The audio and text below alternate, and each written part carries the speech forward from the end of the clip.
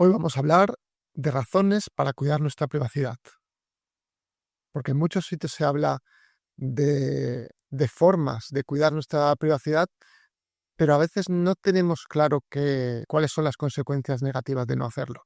Entonces, antes de empezar a cuidar nuestra privacidad, tenemos que saber por qué lo hacemos y qué pasa si no lo hacemos, para saber si vale la pena o no, o en qué casos vale la pena o no. La primera razón, y más sencilla, es el tema del spam. De las llamadas, mensajes no deseados. Si nuestros datos circulan por Internet, normalmente esos datos se usarán para intentar vendernos algún producto o simplemente molestar de alguna forma. Otro relacionado con el primero serían las estafas. Con nuestros datos personales por ahí, alguien se puede hacer pasar por otra persona, ya sea un familiar o una entidad bancaria, por ejemplo, e intentar hacer pasarse por ellos para obtener algún beneficio, normalmente económico.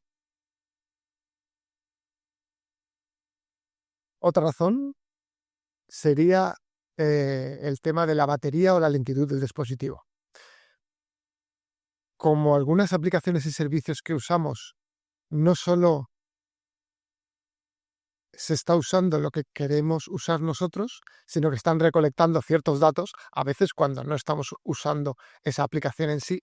Entonces eso hace que se use más batería o electricidad, o los dispositivos vayan más lentos por estos procesos adicionales que tienen que hacer de recolección de datos personales, que no es algo que nos beneficie directamente.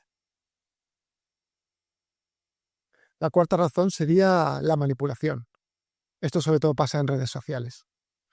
Al hacer un perfil personalizado de nuestros hábitos, formas de pensar, gustos y similar, las redes sociales intentan mostrarnos más contenido afín al que ven que a nosotros nos gusta,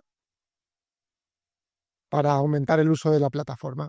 Y eso a veces nos hace tener una información sesgada sobre las noticias o los acontecimientos, ya que solo nos muestran las cosas que a nosotros nos gustan.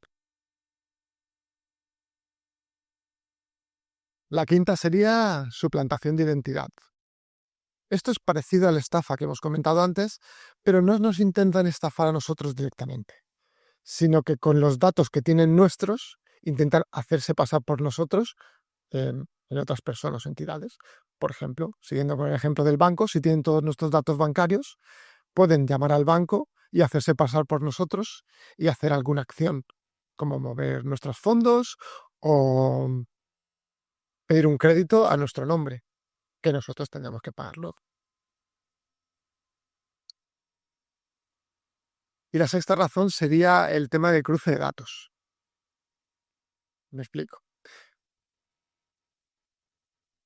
Algunas entidades o gobiernos reciben datos de ciertas fuentes, y a veces tenemos obligación de aportar esos datos.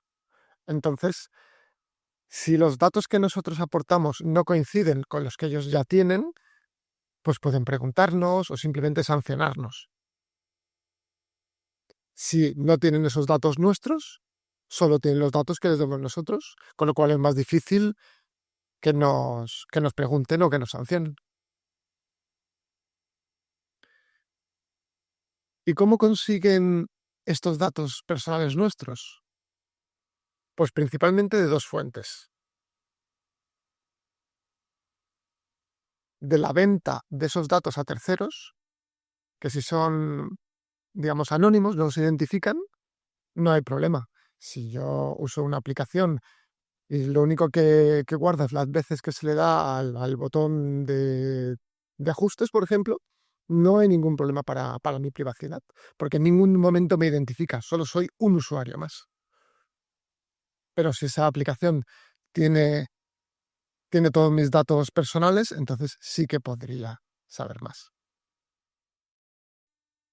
Y la segunda serían los hackeos. Aunque los datos no lo vendan a tercero, a veces Se producen filtrados de datos, hackeos, o sea, que entran en la empresa y sacan todos los datos de los usuarios. Esto no es deseable, pero a veces pasa, como en todas las cosas. Y nada, después de saber todo esto, ¿cómo podríamos ser más privados? Pues la opción primera y obvia sería dar menos datos personales. Cuando menos datos personales se den, menos datos se pueden filtrar o usar. Otra opción sería borrar los que ya hay, si no los vamos a necesitar más. Si tenemos cuentas antiguas de redes sociales o de entidades bancarias que ya no usamos, las podemos borrar. Y la tercera forma sería separar. O sea, no dar todos los datos a las mismas empresas. Con lo cual, si una empresa no tiene todos nuestros datos, no puede filtrar tantos porque no asociarían una cosa con la otra. Si una empresa tiene mi teléfono y otra empresa tiene mi dirección, pues no pueden asociar mi teléfono con mi dirección. Todo esto puede llevar a algún tipo de paranoia, de llegar a decir, ostras, no quiero que sepan nada de mí. Pero bueno, esto no es factible. Digamos que es muy fácil vivir en los extremos. El no me importa nada que sepan todos mis datos o el no quiero dar absolutamente ningún dato bajo ningún concepto. Esto es difícil. Esto hay que medirlo cada vez. Como dice Aristóteles, la virtud está en el término medio. A veces es conveniente dar datos personales y a veces no. Pero hay que decidir bien si vale la pena o no, porque cada cosa tiene sus pros y sus contras. Y por si creéis que estoy siendo exagerado con estas cosas, mirad la noticia de hace un par de meses o así, de que se filtró el número de identificación del DNI del presidente del gobierno español, Pedro Sánchez. Y se armó un buen revuelo por eso, para que veáis la importancia de los datos personales. Y en resumen, pues dar datos de más por lo general no beneficia, pero sí puede perjudicar. Así que hay que tener cuidado con a quién les damos estos datos y para qué los van a usar. Un saludo.